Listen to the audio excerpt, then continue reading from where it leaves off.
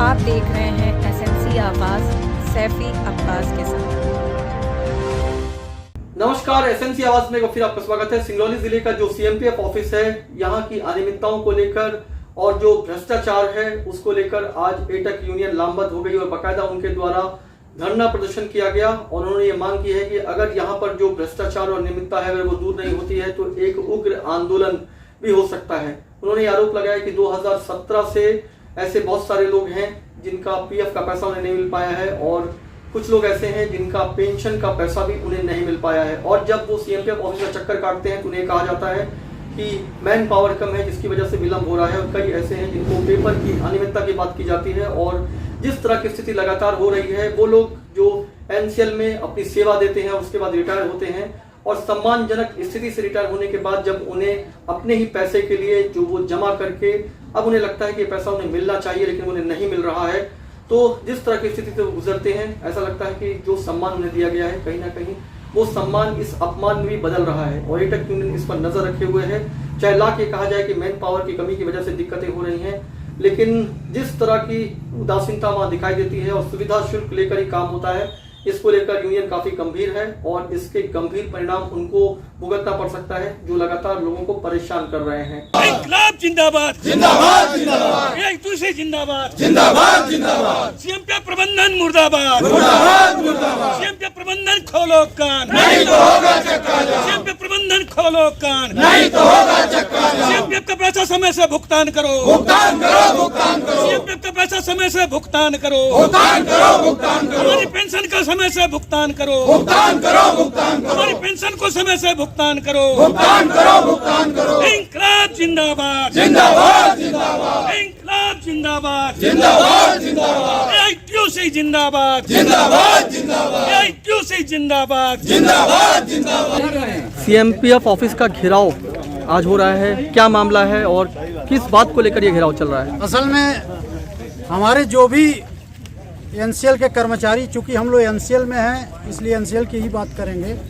NCL के जो भी हमारे कर्मचारी रिटायर हो रहे हैं उनका समय से सीएमपीएफ का भुगतान नहीं हो रहा है और लोग इतनी कंपनी के नियम के अनुसार 3 महीने में उनको क्वार्टर खाली करना है और क्वार्टर अगर खाली नहीं करते हैं तो उनका बहुत सारा पैसा रुका रहता है और खाली करके चले जाते हैं, फिर भी 6 महीने तक लोगों का सीएमपीएफ का भुगतान नहीं हो पा रहा है। जिंदगी भर की उनकी पैसा की कटौती की गई है, उसी से किसी को घर बनवाना है, बाल बच्चों को शादी विवाह करना है, लेकिन पैसा नहीं मिल रहा है। और सबसे तकलीफ की तो बात यह है कि कुछ लोगों का जो कि बाद में रिटायर हुए उनका भुगतान हुआ है। विश्वस्त सूत्रों से पता चला है कि इंडिविजुअल वो लोग आकर के यहाँ कुछ लोगों से मिले हैं। समस्या यही है कि श्रमिकों को अपना पैसा की लेने की आवश्यकता है। यदि मेरे बेटे की शादी है, पढ़ाई में ज़रूरत है, ज़मीन लेना है, घर लेना है, वो मेरा पैसा खून पसीने का वो पैसा लेने के लिए भी अलग से पैसा देना पड़ता है। ये बैकडोर से करते हैं, ये बिल्कुल शर्मनाक बात है।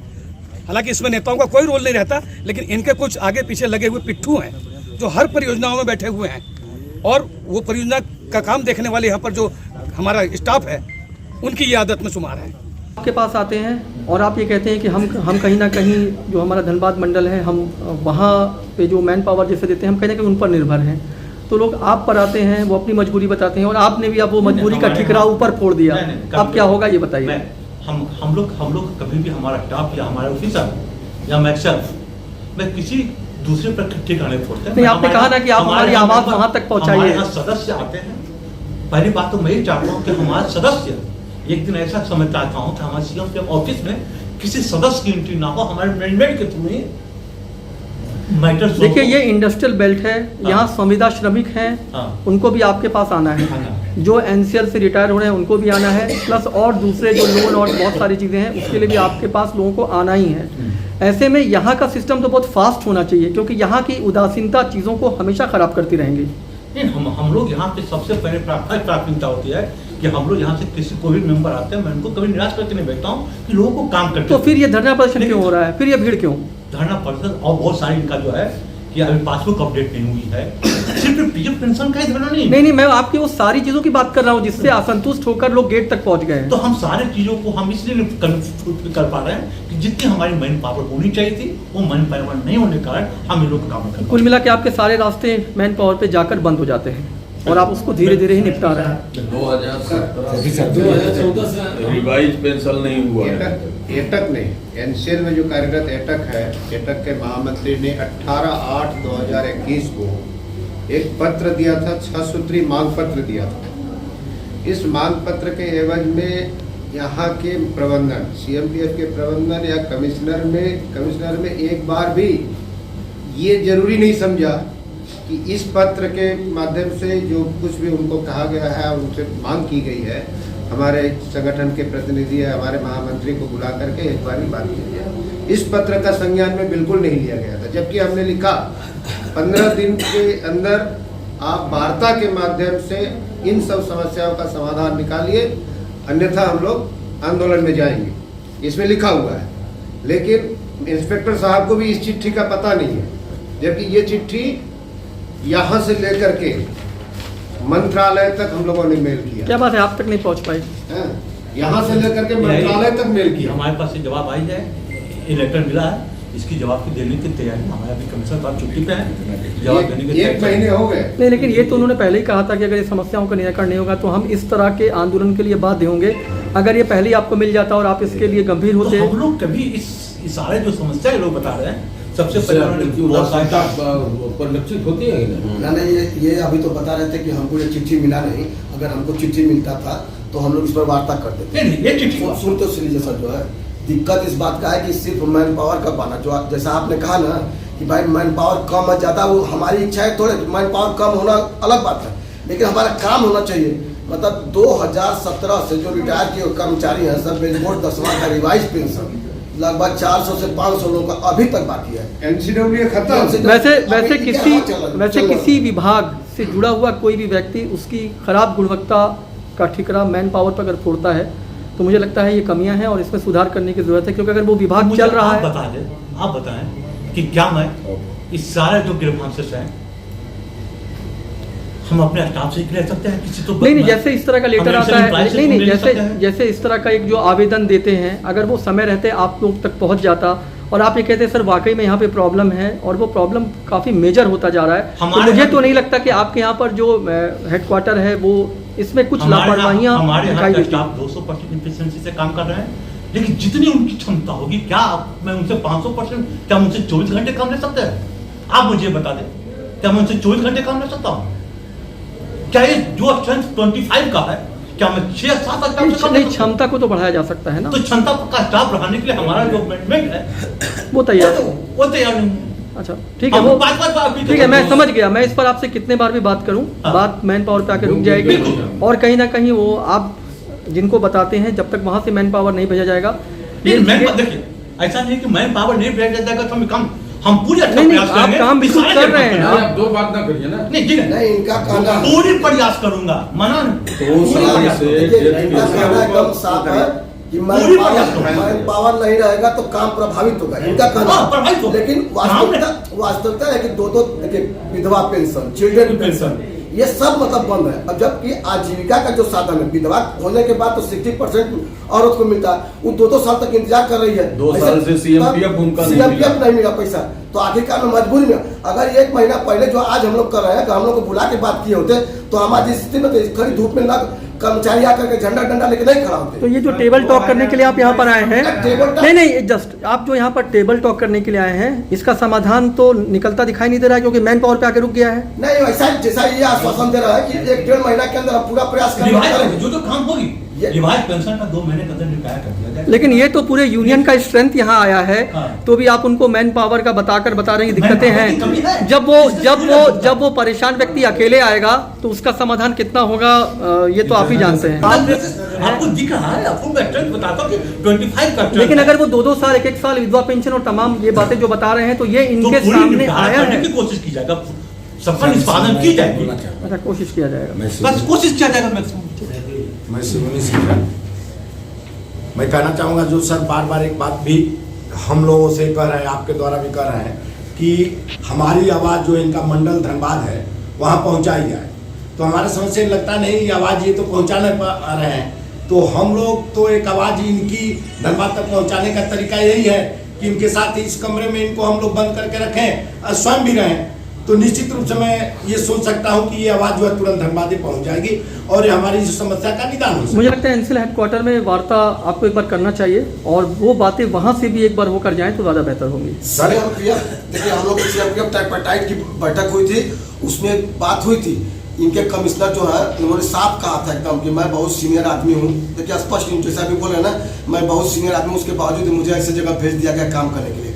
और स्टाफ उनका भी होना यही था कि स्टाफ कम है, जिसके चलते हम ये पूरा काम जिस गति से मैनेजमेंट चाहते उस गति से मैं नहीं कर पाऊंगा। एकदम स्पष्ट उनका कहना था। वो भी बहुत हीरा हवाली नहीं किया। उन्होंने ये बात कहा, इनसे जितना संभव हो सकता है, अब वो कछुआ की चाल चलने वाली बात है, उसके नाम पर चाहे जितना हम लोग दौड़ा देंगे। जी नहीं, स्टाफ के साथ साथ जो है ना, इनका ये भी है, अमलोरी का 274 आदमी का रिवाइज पेंशन 2017 से नहीं हुआ और कम से कम जो है 2 साल से डेथ केस हुए हैं, ना उनको सीएमपीएफ मिला, ना उनको बेवा पेंशन मिली है। बताइए उनका घर कैसे चलेगा?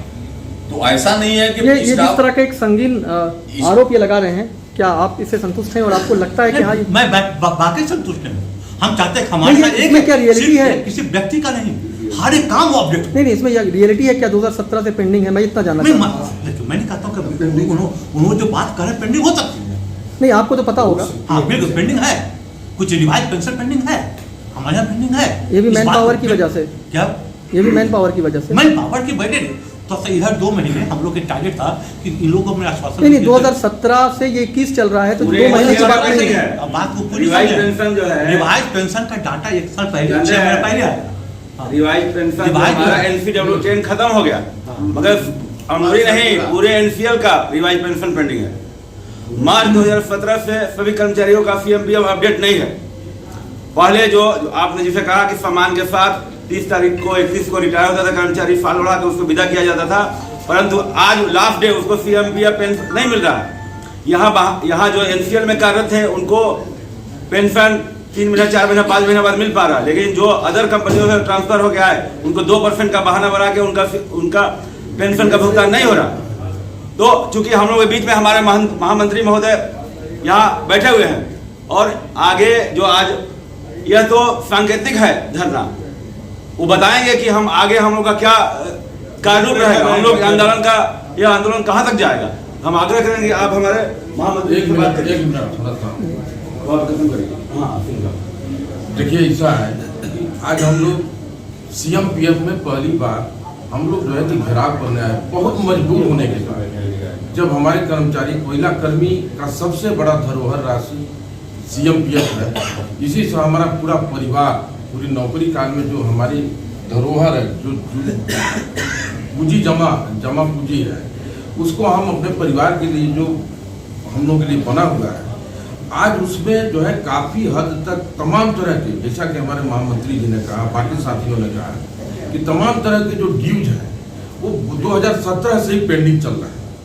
अभी हम लोगों ने इनसे बात किया, इनका रोना था कि भाई हमारे पास सभी रोना के अलावा मैन पावर कमी है, इसके अलावा भी कि आपके मैनेजमेंट साइड से भी बहुत से फॉल्ट हैं, जिसके चलते हम बहुत से केसेस को निराकृत नहीं कर पा रहे हैं। सही करके आपके यहाँ जमा जल्दी से जल्दी करवा सकें ताकि उनको लाभ मिल सके। इसलिए हम लोग जो है इनसे समय, मैं चाहता हूँ कि आज हमारे चूँकि कमिश्नर साहब नहीं है यहाँ पर, उनके जगह पर सेकंड मैन के रूप में आप रंजन साहब इंस्पेक्टर के रूप में बैठे हैं। मैं आग्रह करूँगा कि आप एश्योर करें कि आप ये चीज परियोजना भाई जो पेंडिंग, बोले आप ये कहने का कि धीरे धीरे हम केसेस को देख रहे हैं, ये संतोषजनक जवाब नहीं है। धीरे धीरे में आप 10 साल की हो सकता है, लॉन्ग टर्म हो गया ना। आप ये भी हो सकता है कि आप यहाँ से ट्रांसफर चले जाए, इसके बाद जो आपकी कुर्सी पर दूसरा बैठेगा वो भी यही बोलेगा कि हम अभी आए हैं, फिर धीरे धीरे देखेंगे। तो इससे हमारे जो है कर्मचारी बहुत ज्यादा सफर हो जाएंगे।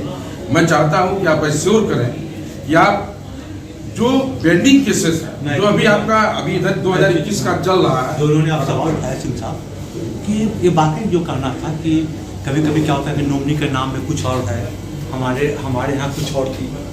इसके लिए हमारे कमिश्नर जो आज से नहीं लगभग 2 साल 1.5 साल पहले ही एक सर्कुलर जारी किए थे कि सभी मेंबर को fresh for a PS3 PS4 ये होता है नॉमिनेशन फॉर्म, ठीक, वो सभी को फ्रेश भर के भेजा जाए ताकि इस तरह की जो है नौबत ना आए, इस तरह की कठिनाई का सामना न करना पड़े। क्या लगता है इतनी सारी बातों के बाद, क्या आपको लगता है कि जो श्रमिक हैं उनको फिर मुझे ये लगता है कि पहले तो यहाँ कमिश्नर का स्थायी अपॉइंटमेंट किया वो है ठीक है, अगर सिन्हा साहब है तो देखिए आज ये जो राजेश रंजन साहब करना पड़ा, मेरे जनरल सेक्रेटरी अजय कुमार जी बैठे हैं, ये बड़ी मजबूरी में हम लोगों ने किया और मैं आग्रह करके ये जाऊंगा इस तरह की वाकया यहाँ न आए तो आप लोगों के लिए बेहतर होगा। ये केवल स्टाफ का रोना, मेरे समझ से ऐसा नहीं होना चाहिए। स्टाफ अपने जगह पर है, आपकी दिक्कत अपनी हो सकती है, लेकिन हम जो जिंदगी भर कमाए वो कहाँ जाए, वो तो आएंगे आपके पास।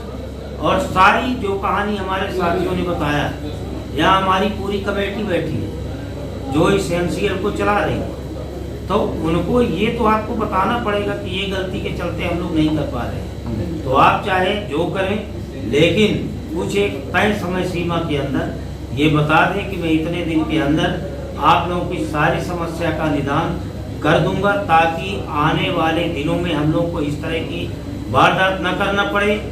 ये न समझिएगा आप कि आज हम लोग करके चले जा रहे हैं तो दोबारा ये नहीं कर सकते या इसको और लंबा नहीं खींच सकते।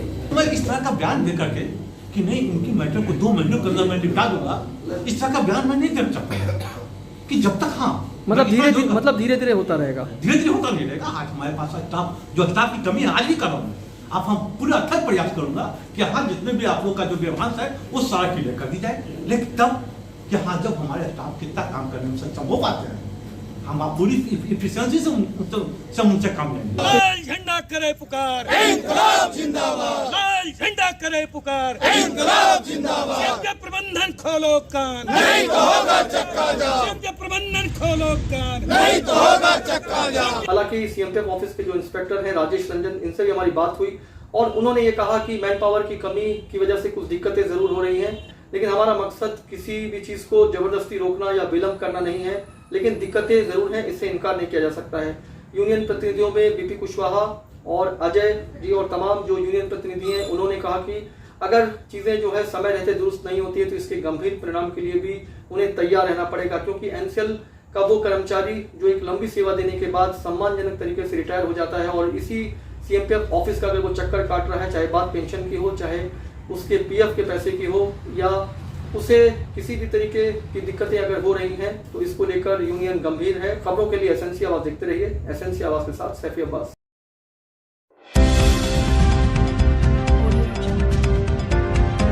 आप देख रहे हैं एसएनसी आवाज सैफी अब्बास के साथ।